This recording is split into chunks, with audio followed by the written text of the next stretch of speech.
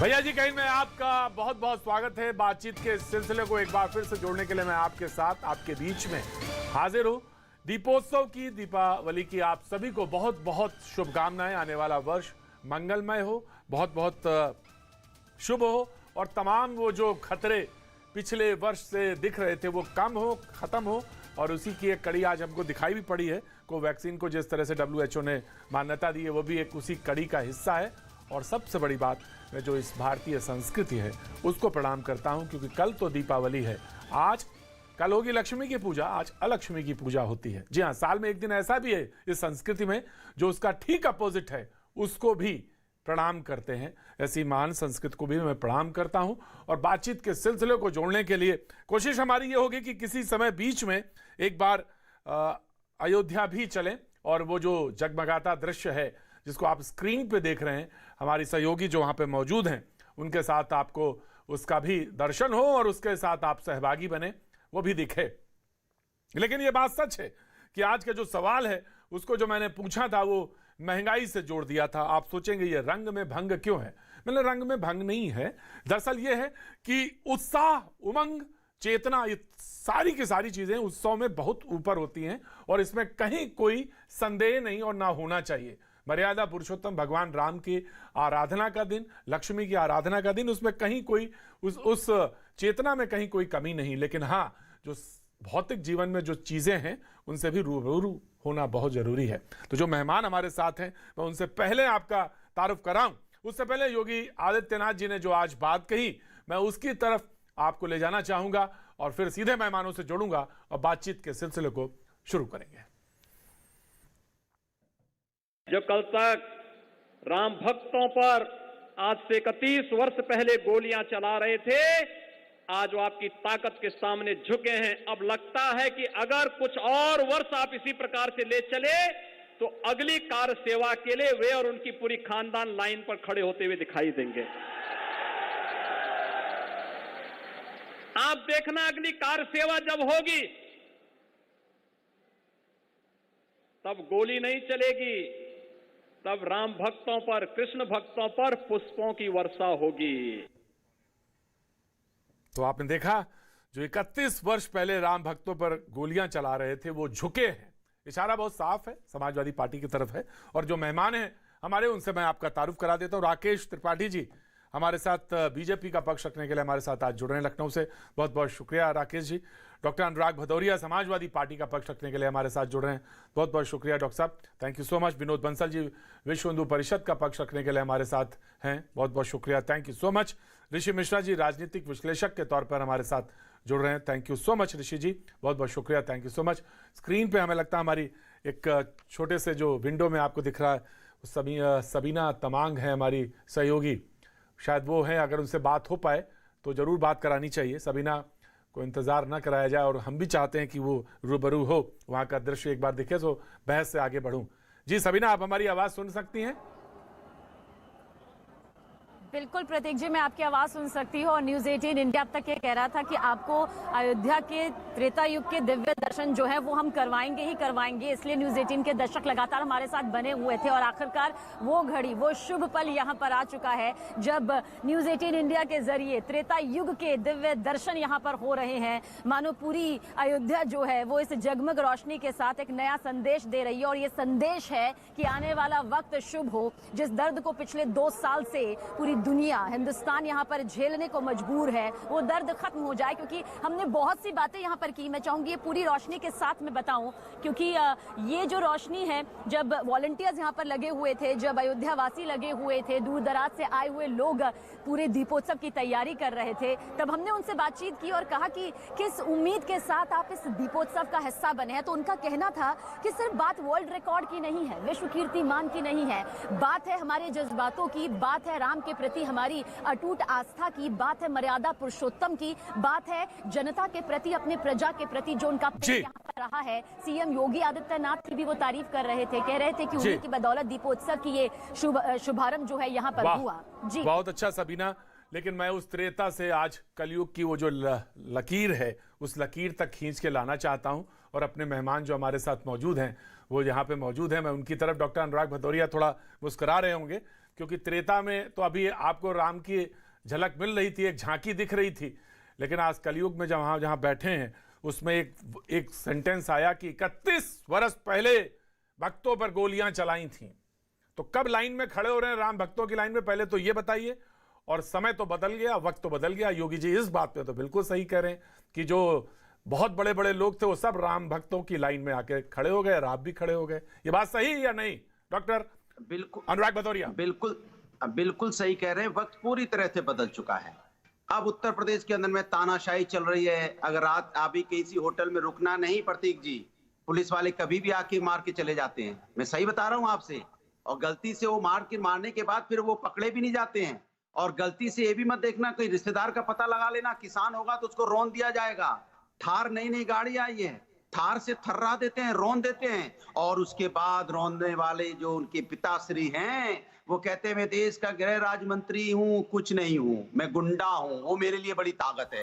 लोग कहते हैं कि डॉक्टर अनुराग भदौरिया के पास, लोग कहते हैं डॉक्टर अनुराग भदौरिया के पास इस बात का कोई तर्क नहीं है कि 31 बरस पहले गोलियां चलाई। अब बात तो इसका कोई तर्क नहीं है, इसलिए वो ये बात कहते हैं। वही तो कह रहा हूं, 31, वही तो मैं आपको बता रहा हूं कि सब समय बदल गया है कि किसी भी बहन बेटी का चीरन यहाँ हो जाता है प्रतीक जी। और रात के अंधेरे में किसी भी आपके गांव की किसी बेटी के साथ अन्याय होगा, पेट्रोल डाल के अंतिम संस्कार कर देंगे प्रतीक जी। आप गलत भी मत रहिए। उत्तर प्रदेश के अंदर में जो हालत है, कोविड काल में लाखों लोगों की मौतें हो गई और संसद में खड़े होकर बोलते हैं एक की भी नहीं हुई, एक भी नहीं मरा। ये कलयुग ही तो है, ये कलयुग है। कलयुग के जो यहाँ पे मुख्यमंत्री बैठे इसी कलयुग के हैं, जो ये कहते हैं चिल्ला चिल्ला के कि यहाँ पे तो किसी की मौत हुई नहीं, ऑक्सीजन की कमी नहीं थी। और प्रभु यहाँ लगातार प्रभु राम के बच्चे तड़प तड़प के ऑक्सीजन से मर रहे हैं, प्रभु राम के बच्चे, लेकिन उनके बारे में कोई चर्चा नहीं। प्रभु राम के बच्चों के पास राकेश त्रिपाठी प्लीज रिस्पॉन्ड तक नहीं है। राकेश त्रिपाठी, मैंने जो चित्र दिखाया वो मैं आ रहा हूँ डॉक्टर साहब, आ रहा हूँ। अरे बोलने मैंने जो नहीं मुझे 10 सेकंड दे दो, बोलने दो भाई। अच्छा 10 सेकंड बुलवाया तो बोलने दो, 10 सेकंड बोल देंगे। अच्छा 10 सेकंड डॉक्टर नहीं 10 सेकंड 10 सेकंड। हाँ देखिए अब आज प्रभु राम के बच्चों के पास सरसों का तेल तक नहीं जो अपने दिए में डला लें। 250 रुपए हो गया है। डीजल पेट्रोल की कीमत है कि किसान अपनी खेती नहीं कर पा रहा है। आलू प्याज और यहाँ इतना महंगा हो चुका है कि बेचारे घर में सब्जी तक नहीं बना पा रहे, भूखे मर रहे हैं प्रभु राम के बच्चे। सोचो आप, यहाँ पे चीरहरण हो रहा है प्रभु राम के बच्चों का, भूखे मर रहे हैं महंगाई प्रभु राम के बच्चे। प्रभु राम के बच्चों को रौंद दिया जा रहा है, लेकिन सरकार को कोई फर्क नहीं पड़ता। लोगों का दिवाला निकल गया तो क्या हो, सरकार खुश है। Rakesh Tripathi please respond. राकेश त्रिपाठी, मैंने तो विंडो शुरू की थी त्रेता से हमारी सहयोगी सबीना दिखा रही थी कि किस तरह से त्रेता युग का वो दृश्य अयोध्या में सजीव हो चुका है। और वो जो कलयुग तक बात आई, तो डिबेट में जब बात आई तो उन्होंने आटे दाल चावल के भाव बताने लगे। हम तो राम का दृश्य दिखा रहे थे, ये आटे दाल भाव तक ले जाना चाहते हैं। राकेश त्रिपाठी। बिल्कुल राकेश त्रिपाठी। प्रतीक जी, त्रेता युग में भगवान श्री राम की अयोध्या वापसी पर जो दीपोत्सव मनाया गया था, उस दीपोत्सव की आज पूर्व संध्या पर, आज छोटी दिवाली जिसे हम कहते हैं, आपको इस पैनल में बैठे हुए सभी साथियों को और पूरे देशवासियों को, देख रहे दर्शकों को बहुत ढेर सारी शुभकामनाएं। देखिए मेरा बहुत छोटे 2-3 निवेदन है। आज 3 नवंबर है। इतिहास बहुत सारी तारीखों के सबक देता है। कल 2 नवंबर बीती है और इस 2 नवंबर की तारीख 1990 में एक ऐसे कांड के नाते दर्ज है जिसमें कोठारी बंधुओं के सर में 6 गोली मारी थी। 6 गोली सिर में मारी थी। क्या गुनाह था कोठारी बंधुओं का? यहाँ कार सेवक निहत थे, खाली हाथ, किसी प्रकार का कोई आंदोलन नहीं, कोई प्रदर्शन नहीं, कार सेवा करने जा रहे थे अपनी। कोई कार सेवा, कोई नकारात्मक काम नहीं था, विध्वंसात्मक काम नहीं था, लेकिन सरकार ने बच्चों को रौंद दोगे को बिना किसी चेतावनी दिए सीधे बेरोजगारी महंगाई में आत्महत्या करने पे मजबूर कर दोगे। ये तरीका जाके ठोक दोगे, होटल में ठोक दोगे, नहीं रास्ते में घूमने निकलेंगे विवेक तिवारी को ठोक दोगे। अरे आपको शुभकामनाएं भेजिए, अभी शुभकामना दी, आपको दीपावली की शुभकामना दी। फिर आप बचाते घूमोगे, कुलदीप सेंगर को बचाते घूमोगे, स्वामी को बचाते घूमोगे। दीपावली की शुभकामना दी है भाई, कम से कम उसकी लाज रखो, उसकी लाज रख लो। दीपावली की शुभकामना आपको भी दी है मैंने, लेकिन आप उसकी भी लाज नहीं रखोगे। आप राजनीतिक ये तरीका ठीक नहीं, ये चर्चा का तरीका ठीक नहीं है। मैं प्रतीक जी बहुत निवेदन के साथ बिल्कुल मैं राकेश जी आपकी बात से सहमत हूँ। राकेश जी बात से सहमत हूँ। डॉक्टर साहब आज दिवाली नहीं है क्योंकि डॉक्टर साहब के बच्चे भूखे प्यासे सो रहे हैं। डॉक्टर साहब सरसों का तेल तक खरीदने का पैसा नहीं है क्योंकि उनके पास रोजगार नहीं है। महंगाई आपने कर दी कि वो आलू तक नहीं खरीद सकते, तेल तक नहीं खरीद सकते, दिया तक नहीं जला सकते। ठीक है डॉक्टर साहब, निकाल दिया आपने प्रोग्राम के बच्चों का। आप ठीक है डॉक्टर साहब। प्रभु राम की, प्रभु राम कभी खुश नहीं हो सकते। प्रभु राम तो आपको शराब देंगे 2022 में, यही प्रभु राम आपको शराब देंगे कि आप सत्ता के रहने लायक ठीक है नहीं डॉक्टर साहब। क्योंकि आपने प्रभु राम के बच्चों को मार डाला है, इसलिए प्रभु राम आपको सत्ता से बाहर फेंक देंगे। ठीक है डॉक्टर साहब, ठीक है डॉक्टर साहब, ठीक ठीक है, राकेश सत्ता से बाहर फेंक देंगे प्रभु राम, क्योंकि किसी के ठीक है, बच्चे जब ठीक है डॉक्टर तड़पते हैं ना भूखे प्यासे, किसी बाप ठीक है के डॉक्टर बच्चों साहब। को ऑडियो जब मार डाउन, दिया ऑडियो जाता है, डाउन। राकेश यही त्रिपाठी, तरीका है समाजवादी पार्टी का, यही तरीका है। जी। ये समाजवादी पार्टी का तरीका है कि हल्ला बोल करके डिबेट्स को बंधक बना दो। मैं बहुत निवेदन के साथ अपनी बात पूरी करूंगा। देखिए, आज अयोध्या के जो दृश्य अभी सबीना वहां से दिखा रही है, ये दृश्य अपने आप को गौरवान्वित करने वाले रहे। ये दृश्य आज पूरी दुनिया देख रही है। 9 लाख दिए, ये कोई छोटी बात नहीं थी। प्रतीक जी, मैं इसकी तैयारी में कल भी अयोध्या में था, परसों भी अयोध्या में था, आज अयोध्या से लौटा हूं। इस पूरी तैयारी में लगभग 15,000 वॉलंटियर्स वहां काम कर रहे थे। एक भी वॉलंटियर को कोई एक पैसे का भुगतान नहीं किया गया है। कितनी ऊर्जा के साथ, कितनी उमंग के साथ, कितने उत्साह के साथ, जैसा सबीना अभी बता रही थी कि सब ये महसूस कर रहे हैं कि हमारे प्रभु श्री राम, ऐसा लग रहा है फिर अयोध्या वापस आ रहे हैं, और उतने उल्लास के साथ, उतने उमंग के साथ जिसका जिक्र गोस्वामी तुलसीदास जी ने रामचरितमानस में किया है, जिसका जिक्र वाल्मीकि जी ने रामायण में किया है, उसी तरह की अयोध्या को दिव्य, भव्य और नव्य रूप में सजाने का, संवारने का काम आज उत्तर प्रदेश की योगी आदित्यनाथ सरकार ने किया है। मैं मानता हूं कि यह काम पहले भी हो सकता था। इससे पहले उत्तर प्रदेश में जो सरकारें रही, कभी भी उन सरकारों ने हिंदू हितों की कभी भी उसकी परवाह नहीं की। कैसे अल्पसंख्यक तुष्टीकरण किया जा सकता है, कैसे अपमानित किया जा सकता है। कब्रिस्तानों की बाउंड्री वॉल बनाने के लिए समाजवादी पार्टी के पास खजाना खोल दिया जाता था, कैसे कब्रिस्तान की बाउंड्री वॉल अच्छी बना दी जा सके, लेकिन अयोध्या की सुध नहीं ली जा सकती थी। आज 20,000 करोड़ रुपए की परियोजनाएं अयोध्या में चल रही हैं। हम अयोध्या को आज दुनिया की सबसे स्मार्ट शहर, सबसे खूबसूरत शहर, एक ऐसा पौराणिक शहर जो अपनी पुरातन, जो उसकी विरासत है, सांस्कृतिक विरासत है, उसको सजोए हुए हो, लेकिन एक नूतन रूप में हो, एक भव्य रूप में हो, हम उसको सजाने का काम कर रहे हैं। अंतरराष्ट्रीय हवाई अड्डा लेकर के वहां आ रहे हैं। बोलने का मौका दीजिए, इतना तो मेडिकल आपने मुझे कॉलेज दिया लेकर के नहीं। आ रहे हैं। नहीं डॉक्टर साहब, बोल रहे थे नहीं डॉक्टर साहब, हमने दिया मौका। नहीं डॉक्टर साहब, दिया, मैं दे रहा हूं। अनुराग, सबीना जी ने कही थी। राकेश जी, मैंने दिया मौका दिया। हाँ बिल्कुल, एक बड़ी घोषणा हो रहा मुख्यमंत्री जी ने की है। आज मुख्यमंत्री योगी आदित्यनाथ जी ने दीपोत्सव के अवसर पर कहा है कि हम होलिकोत्सव तक जो 15 करोड़ उत्तर प्रदेश के नागरिक हैं, उनको मुफ्त राशन हम देते रहेंगे, क्योंकि ये सबने देखा है इस कोरोना काल में बड़ी संख्या में लोगों की जीविका पर संकट आया था, लॉकडाउन था। हमने 35 किलो उनके राशन बिल्कुल उनके घरों तक मुफ्त पहुंचे। हमने चिंता करने का काम है। 1 किलो आलू, आधा किलो आलू तक अनुराग भदौरिया किसी के घर पहुंचा ना पाए, और आलू प्याज की चिंता कर रहे हैं। अरे भाई, आज तक अनुराग भदौरिया जी ने किया क्या है? राइट सर, सफाई महोत्सव करते थे, प्रतीक जी बोलूं, जवाब देखते थे सफाई महोत्सव में। आपको सफाई बिल्कुल पूरा टाइम दे दो, फिर हमें अरे सफाई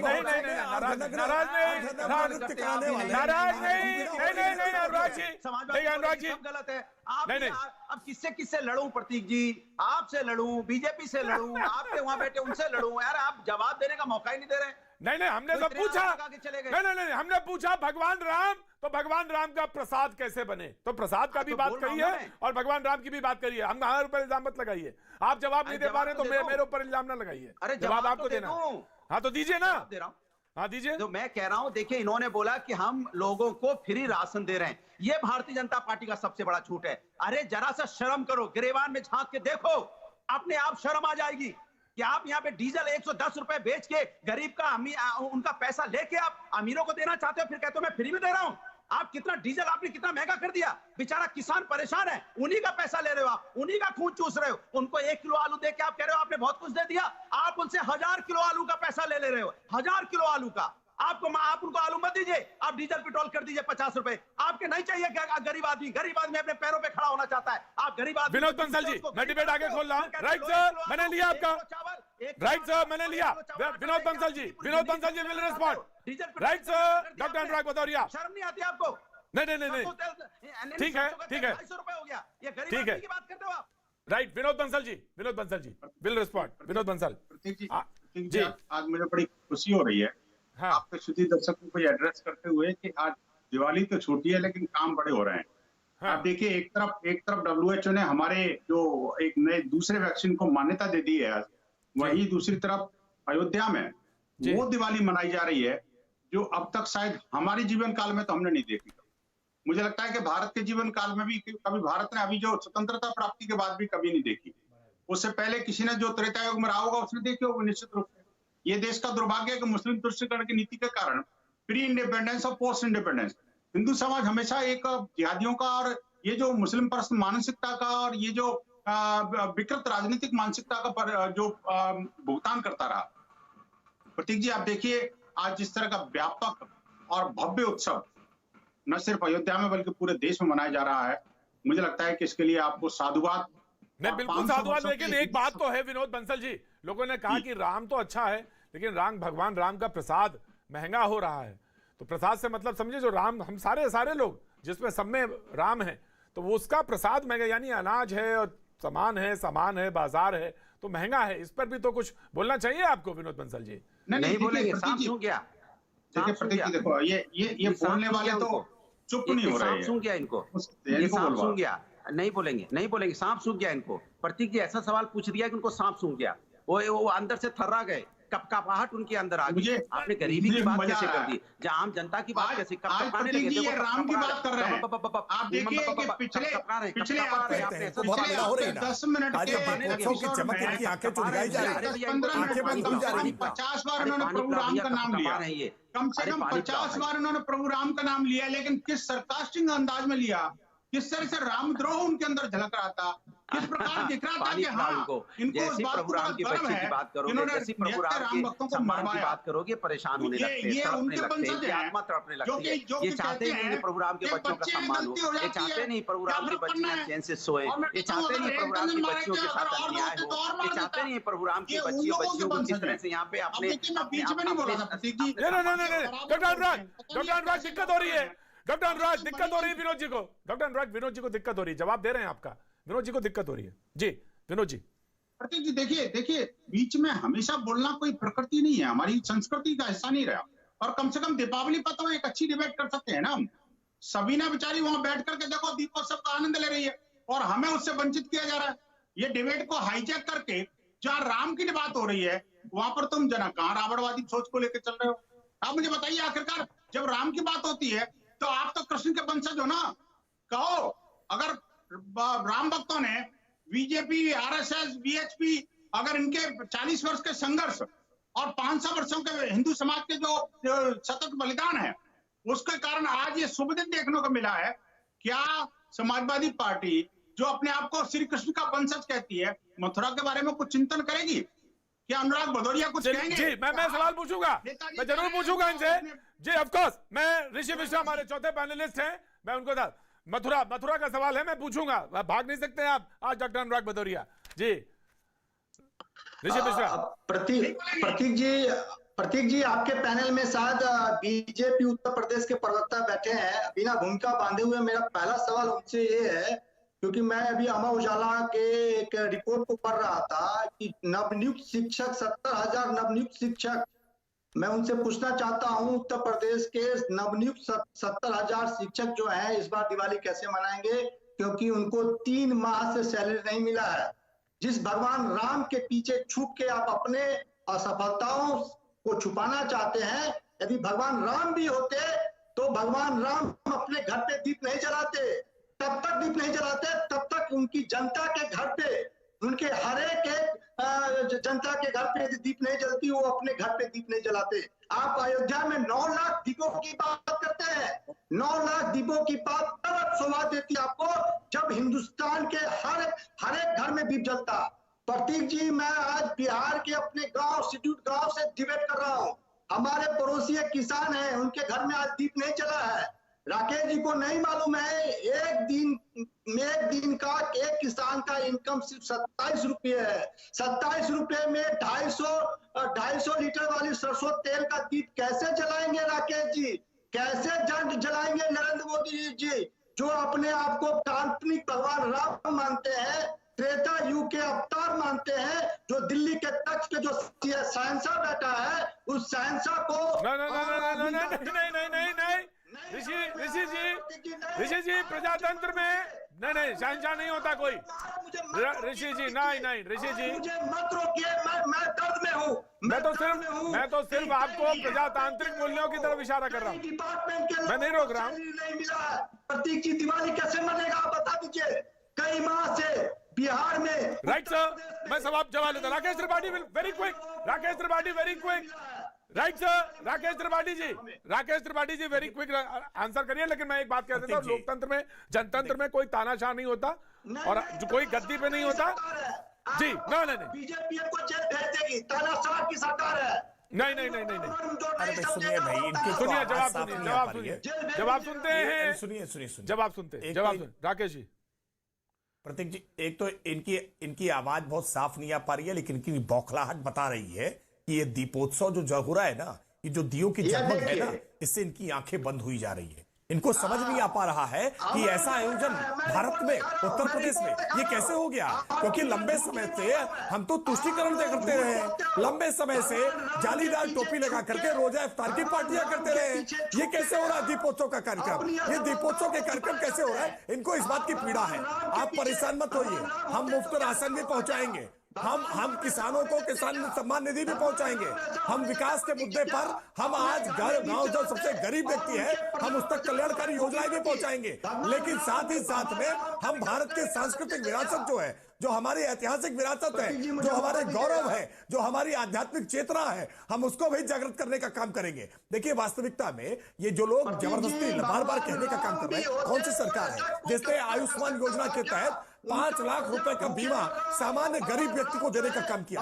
कौन सी सरकार है इससे पहले कभी भी किसान सम्मान निधि के नाम पर 6,000 रुपए खाते में पहुंचाने का काम किया? कौन सी सरकार थी? किस सरकार ने किया था इससे पहले? बताइए, किस सरकार ने? केंद्र से 86 पैसा भ्रष्टाचार की भेंट चढ़ जाता है, यही ना होता था देश में अब तक? आपको परेशानी इस बात से है कि आज केंद्र की सरकार गरीबों को डिलीवर करने का काम कर रही है, इसलिए परेशान हो रहे हैं। आप परेशान होते रहिए, आंखें मूंद लीजिए। ये जगमग आप देख भी ना पाएंगे, ये जगमग आप देख नहीं पाएंगे। मानसिक दिवालियापन के शिकार हो गए हैं और इसीलिए आज प्रभु राम के आने पर जो उत्सव हो रहा है, ये उत्सव आपसे देखा नहीं जा रहा है, क्योंकि आप तो शोक में डूबना चाहते थे। आपके लिए तो मातम का अवसर था कि देश में नरेंद्र मोदी जी के नेतृत्व की सरकार बन गई कैसे। डॉक्टर अनुराग भदौरिया मनाना था, डॉक्टर अनुराग भदौरिया आदित्य जी की सरकार कैसे बन गई? जी, डॉक्टर अनुराग भदौरिया, आपसे ये जगमगाहट, आपसे ये चीजें देखी नहीं जा रही हैं और लोगों ने तो यहां तक लिखा, बाइट में आ गया कि आप तो वहां पे इफ्तार पार्टी करते थे, इफ्तार पार्टियां चलती थी, अब वहां पर भगवान राम का उत्सव चल रहा है। देखिए, भारतीय जनता पार्टी को भगवान राम आस्था का विषय नहीं है, राजनीतिक विषय है। भगवान राम किसके थे? आम जनता के। आम जनता की सुख दुख की बात करते थे वो। ये देखिए, एक बार भी आम जनता की चर्चा जैसी करते हो आप उससे भाग जाते हैं। बताओ, प्रभु राम की बात कर रहे हैं, प्रभु राम आम जनता के लिए जीते मरते थे, आम जनता के लिए राम राज्य की बात करते थे। ये राम राज्य की बात ही नहीं कर रहे, राम राज्य के नाम पे भाग जा रहे हैं। मैं इनसे पूछ रहा हूं कि गरीब के घर में दिया नहीं जल रहा है, भूखा है, प्यासा है, उसके पास सरसों के तेल खरीदने का पैसा नहीं है, आपने उसको गरीब बना दिया प्रभु राम के बच्चों को, उसके बारे में तो थोड़ी बात कर लो। वो तो दिए जल रहे हैं, बहुत अच्छी बात, वो तो ये कहते नहीं, डॉक्टर अनुराग भदौरिया वो तो ये कह रहे हैं कि पहले तो राम को ही स्थापित करेंगे ना, फिर उसके बाद भक्त आएंगे। पहले तो राम को ही स्थापित करना पड़ेगा। तो आपके समय में तो राम ही नहीं स्थापित हो पा रहे थे, अब राम स्थापित हुए हैं। जी, प्रतीक जी, ये दाम की चिंता करने वाले लोग हैं, इन्होंने हमेशा दाम की चिंता की है, कैसे दाम कैसे कमाए जा सके, और इसलिए पीड़ा इनको हो रही है। आज ये दाम की चिंता करने वाले लोग ये इसीलिए परेशान है, भगवान राम की महिमा से बर्दाश्त नहीं हो रही। नहीं, प्रतीक जी बता दीजिए कि भारतीय जनता पार्टी को बचाऊंगा मैं। भदौरिया जी, आप कोई चिंता मत करो, मैं बचाऊंगा। अरे आप, मैं बोलना शुरू करता हूँ, आप सुसरिया लगा देते हैं कि वो ये कह रहे हैं, वो कह रहे हैं। मुझे तो बोलने दीजिए, मैं अपनी बात कह दूं, फिर आप पूछ लेना वो क्या कह रहे हैं। बोलते हैं, अराजकता बचाते हैं, हल्ला बोल करते हैं।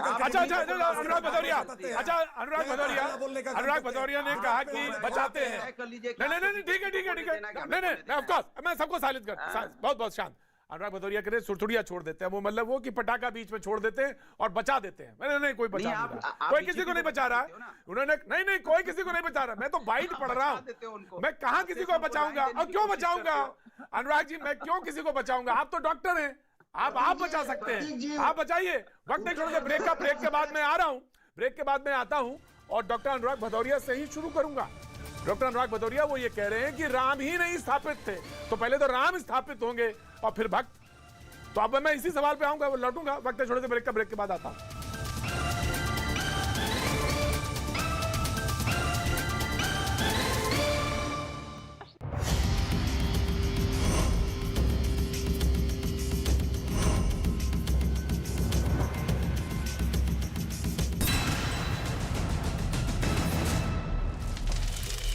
यास्मीन ने आरोपों को कोरी बकवास बताने में देर नहीं की। कुछ भी बनाते हैं, कुछ भी अगर उन्हें नहीं मिला, कोई अगर उनको सवाल या जवाब का सही से कोई नहीं मिला तो उन्हें नया मुद्दा रोज उठाना है, सबके त्योहार खराब करने हैं। आरएसएस से जुड़े संगठन मुस्लिम राष्ट्रीय मंच ने दिवाली से पहले दिल्ली की निजामुद्दीन दरगाह पर दिए जलाए। इस मौके पर आरएसएस नेता इंद्रेश कुमार ने दरगाह पर चादर भी चढ़ाई। निजामुद्दीन दरगाह पर हर साल दिवाली के दौरान ये दिए जलाए जाते हैं, लेकिन इस साल पहली बार आरएसएस से जुड़े इस संगठन ने वहां दिए जलाए। लखनऊ में दिवाली से पहले एक मिठाई की दुकान इन दिनों सुर्खियों में आ गई, क्योंकि इस दुकान पर मिठाई 50,000 रुपए किलो बिक रही है। दुकानदार का दावा है कि इन मिठाइयों पर 24 कैरेट सोने का वर्क चढ़ाया गया है। इसके अलावा इसमें केसर और महंगे मेवे का भी इस्तेमाल हुआ है। दिल्ली सरकार एससी, एसटी, ओबीसी और ईडब्ल्यूएस श्रेणी के मेधावी छात्रों को फिर मुफ्त कोचिंग देगी। कोरोना संकट की वजह से इस योजना पर रोक लगा दी गई थी। इसके अलावा इन छात्रों को हर महीने 2,500 रुपए की आर्थिक मदद भी दी जाएगी। वेबसाइट समेत दूसरी डिजिटल सेवाएं देने वाली अमेरिकी कंपनी याहू ने चीन से अपना कारोबार समेटने का फैसला लिया। बताया गया कि चीन के सख्त नियमों की वजह से वो वहां अपनी सेवाएं नहीं देगी। सीबीआई ने कानपुर के कारोबारी मनीष गुप्ता की मौत के मामले को अपने हाथों में ले लिया। कुछ दिन पहले ये मामला सुप्रीम कोर्ट भी पहुंचा था, जहां इस कारोबारी के परिवार ने राज्य सरकार की सिफारिश के बावजूद सीबीआई पर जांच शुरू नहीं करने का आरोप लगाया था। दिल्ली पुलिस ने ठगी के आरोपी सुकेश चंद्रशेखर और उनकी पत्नी लीना मारिया के खिलाफ पटियाला हाउस कोर्ट में चार्जशीट दाखिल कर दी। सुकेश चंद्रशेखर पर तिहाड़ जेल से ही कई हस्तियों से ठगी करने का आरोप है। T20 वर्ल्ड कप में पाकिस्तान की जीत का जश्न मनाने वालों पर विवादास्पद बयान देने के मामले में बीजेपी नेता विक्रम रंधावा पर जम्मू कश्मीर पुलिस ने एफआईआर दर्ज कर दी। उन पर धार्मिक भावनाओं को ठेस पहुंचाने का आरोप लगा। इनकी नागरिकता भी कैंसिल करो और इनको मार मार के इनकी खाल उधेड़ दो, खाल। रंधावा ने अपने बयान में जिस भाषा का इस्तेमाल किया उस पर नेशनल कॉन्फ्रेंस ने उनसे माफी की मांग की। अगर ये माफी नहीं मांगते तो नेशनल कॉन्फ्रेंस को सड़कों पे और कोर्ट में ले जाएगी। मामले ने तूल पकड़ा तो बीजेपी ने उनसे सफाई मांग ली। साथ ही पार्टी के सभी पदों और जिम्मेदारियों से उनको हटा दिया गया। जिन शब्दों का उन्होंने प्रयोग किया है उस पर एफआईआर भी हुई है और पार्टी ने भी एक्शन लिया। दिवाली से पहले बद्रीनाथ धाम को रंग बिरंगे फूलों से सजाया गया। वहां हर साल देश भर से श्रद्धालु दीपोत्सव मनाने पहुंचते हैं। दक्षिणी अमेरिकी देश गयाना ने भी भारत की कोवैक्सीन को मंजूरी दे दी। इसके बाद भारत के लोग बिना किसी रोक टोक के वहां की यात्रा कर सकेंगे। दिल्ली में अयोध्या के राम मंदिर की तर्ज पर मॉडल बनाकर पूजा करने की तैयारी पर बीजेपी ने मुख्यमंत्री अरविंद केजरीवाल पर निशाना साधा। मनोज तिवारी ने केजरीवाल की तुलना रावण के मामा काल नेमी से कर दी। माना जाता है कि साधु का वेश बदलकर काल नेमी ने राम भक्ति करने का नाटक किया था। ये सुनकर के बहुत खुश हूँ कि उनके जैसा एक कालनेमी प्रवृत्ति का व्यक्ति भी भगवान श्री राम की पूजा करेगा। मनोज तिवारी के इस बयान पर आम आदमी पार्टी भड़क गई। खुद इतने बड़े हनुमान भक्त हैं अरविंद जी, उनके लिए ऐसे बात बोलना तो मैं ये समझता हूँ सपना में भी सोचना अनुचित है। दिल्ली के पास गुरुग्राम में 8 जगहों पर खुले में नमाज पढ़ने की दी गई मंजूरी को रद्द कर दिया गया। वहां कई लोगों के विरोध के बाद प्रशासन ने यह फैसला लिया। पंजाब के सीएम चरणजीत सिंह चन्नी और प्रदेश अध्यक्ष नवजोत सिंह सिद्धू ने केदारनाथ के दर्शन किए। केदारनाथ रवाना होने से पहले इन दोनों ने देहरादून में हरीश रावत के घर जाकर उनसे मुलाकात भी की। लोकतंत्र की रक्षा के लिए शक्ति मांगने जा रहा है, कांग्रेस शक्ति मांगने जा रही है। यूपी में समाजवादी पार्टी के विधायक सुभाष पासी अपनी पत्नी के साथ बीजेपी में शामिल हो गए। उन्हें लखनऊ में बीजेपी प्रदेश अध्यक्ष स्वतंत्र देव सिंह ने पार्टी में शामिल करवाया। सुभाष पासी जी और इनकी धर्मपत्नी रीना आज सदस्यता ग्रहण कर रहे हैं। आरोप है कि सोशल मीडिया पर विराट कोहली की बेटी को रेप की धमकी दी गई। अब इस मामले में दिल्ली महिला आयोग ने पुलिस को नोटिस भेजकर जवाब मांगा। मुंबई के शिवाजी पार्क में दिवाली की लाइटिंग की टेस्टिंग के दौरान ईद ए मिलादुन नबी लिखकर आ गया, जिस पर सियासी बवाल खड़ा हो गया। बीजेपी नेता नीतीश राणे ने बिना वक्त गंवाए ट्वीट कर उद्धव सरकार पर हमला बोल दिया। लेकिन जब उन्हें पता चला कि दिवाली पर लाइटिंग का इंतजाम एमएनएस करवा रही है और ये तकनीकी गलती थी, तो उन्होंने इस पर ट्वीट कर सफाई भी दी। शिवाजी पार्क के लाइटिंग का वीडियो जो है सोशल मीडिया पे ऐसा वायरल हुआ कि काफी ज्यादा बवाल हो गया। मामले ने जब तूल पकड़ा तो एमएनएस ने भी इस पर अपना पक्ष रखा। लाईट लावून झाल्यानंतर टेस्टिंग करून झाल्यानंतर त्यात पाहिलं जातं आणि त्याची सेटिंग प्रोग्रामिंग करावी लागते। प्रधानमंत्री मोदी अगले 2 महीने में यूपी में कई बड़ी परियोजनाओं का लोकार्पण और शिलान्यास करेंगे। इनमें मेरठ से प्रयागराज तक गंगा एक्सप्रेसवे और जेवर एयरपोर्ट का शिलान्यास भी शामिल है। यूपी में अगले साल विधानसभा चुनाव होने हैं। महाराष्ट्र उपचुनाव में मिली जीत पर कांग्रेस ने नांदेड़ में जश्न मनाया। देगलूर बिलोली विधानसभा सीट कांग्रेस नेता राव साहेब अंतापुरकर के निधन के बाद खाली हुई थी, जिसे बचाने में कांग्रेस कामयाब रही। वहां से राव साहेब अंतापुरकर के बेटे जितेश ने बीजेपी उम्मीदवार को हराकर बाजी मारी।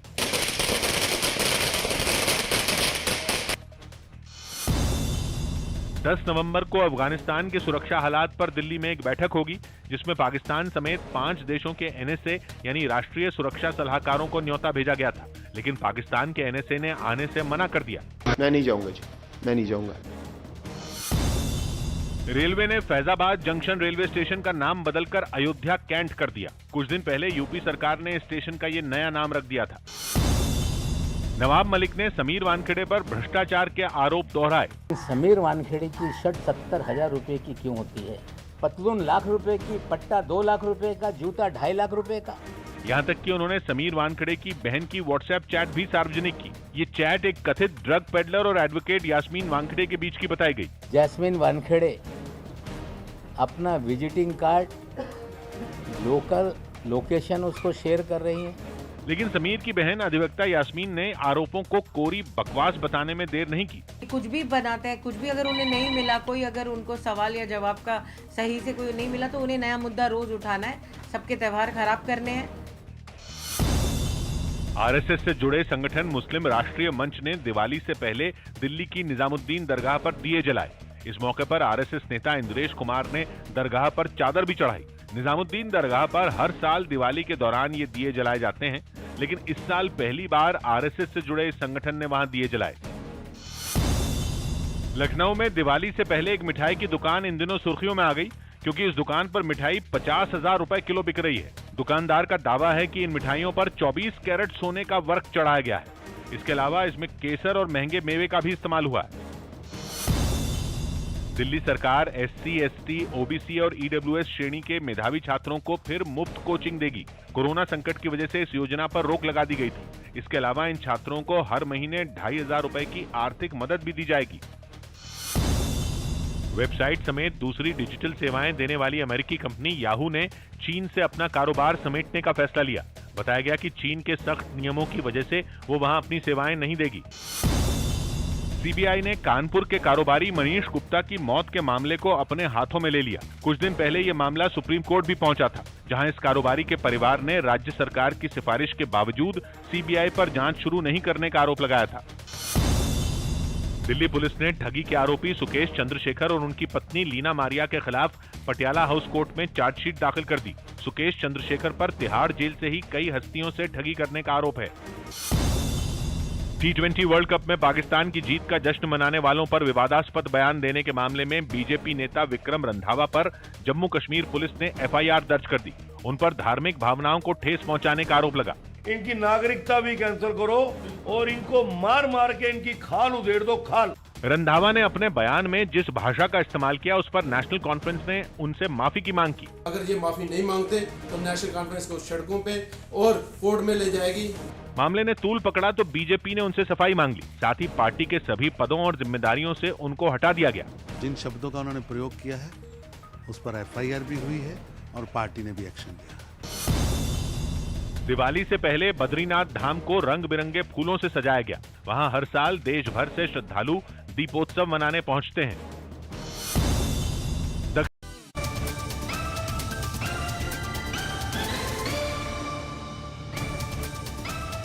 भैया जी, कहीं में आपका एक बार फिर स्वागत है। बातचीत के सिलसिले को एक बार फिर से शुरू करने के लिए मैं आपके बीच में मौजूद हूं और दीपोत्सव अयोध्या में होता हुआ उसी से तमाम सारी बातचीत का सिलसिला जुड़ता हुआ। सारे लोग आज राममय है, पूरी सृष्टि राममय है। मैं तो ये भी कह सकता हूं, इसमें कहने में मुझे कोई गुरेज नहीं, कोई हिचक नहीं। लेकिन हाँ, मैंने एक सवाल जरूर पूछा था कि भगवान राम है तो भगवान राम के भक्त हैं, अगर राम हैं, भक्त हैं तो प्रसाद भी है। और प्रसाद का ही सवाल था। मतलब हम आप जीवनचर्या में जो रहते हैं, चाहे उसमें पेट्रोल के दाम हो, चाहे सरसों का तेल हो, चाहे लालू जी का 1 नवंबर का ट्वीट हो कि सरसों के तेल का क्या भाव है, क्या आप इससे खुश हैं, तो ये भी एक हो। और ये सब रोजमर्रा की जिंदगी में है। और जब मैं बात कर रहा था, डॉक्टर अनुराग भदौरिया ने एक सवाल किया कि आप सुरसुरी लगा देते हैं बीच में, मुझे बोलने नहीं देते, और मैं अपनी बात कह रहा था और मैं उसी पे आना चाहता हूं। और बीजेपी कह रही थी कि आज से 31 वर्ष पहले अयोध्या में क्या हो रहा था, गोलियां चल रही थी। तो एक सिरा वो है, एक सिरा ये है, और बहस का हिस्से में मैं जोड़ने की कोशिश करता हूं डॉक्टर अनुराग भदौरिया जी। देखिए, सवाल यह है कि हिंदुस्तान संविधान और न्यायपालिका से चलता है, ये तो आप भी मानते हैं, इसको तो कोई नहीं नकार सकता, कोई नकार नहीं सकता। देश के संविधान ने कहा, देश की न्यायपालिका ने कहा कि यहाँ पे भव्य मंदिर बनेगा। पूरा हिंदुस्तान एक साथ मंदिर बनाने में लग गया। किसी ने कोई ऑब्जेक्शन किया? मैं आपसे पूछना चाहता हूँ। और इतनी लंबी बताते हैं कि हम बना रहे, आप तो बना नहीं रहे। ये तो सुन तो लीजिए, मैं अपनी बात कह लूं। जब देश के सभी लोग मिलकर मंदिर बना रहे हैं, तो आप अपना इसमें श्रेय लेने की कोशिश क्यों कर रहे हैं? एक बात। दूसरी बात, आप प्रभु राम के बच्चों की जब बात होने लगती है, जब महंगाई पे चर्चा करने लगते हैं, प्रभु राम के बच्चों के ऊपर में महंगाई की बात होने लगती है, सरसों की बात होने लगती है, डीजल पेट्रोल की बात होने लगती है, महंगाई की बात होने लगती है, उस गरीब व्यक्ति की बात होने लगती है जिसके घर में भी दिया जलना चाहिए, उस गरीब व्यक्ति को भी एक आम जनता। Doctor Anurag Bhadauria, doctor Anurag Bhadauria, doctor Anurag Bhadauria, doctor Anurag Bhadauria.